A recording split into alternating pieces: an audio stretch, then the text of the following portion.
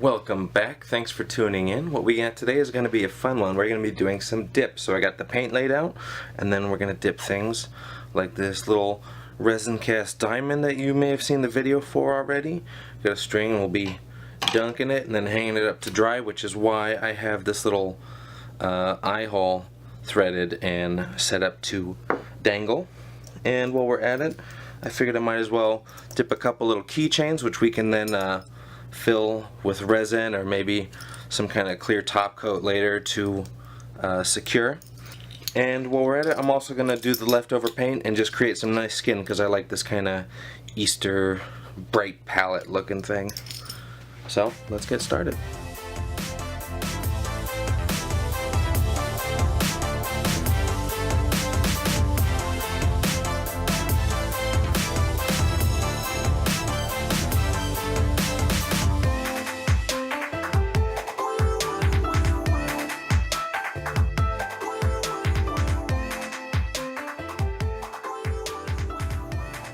Alright, so the paint on the pendants here dried pretty nicely. We have good coverage across and good color conformity.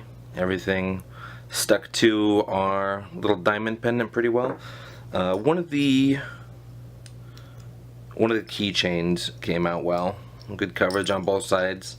This particular one, some of it didn't stick, and I think there may have been some kind of residue. This has been sitting in that drawer for like years. So this particular one didn't make it, but this can be scraped up or cleaned off with something like rubbing alcohol or acetone because it is metal.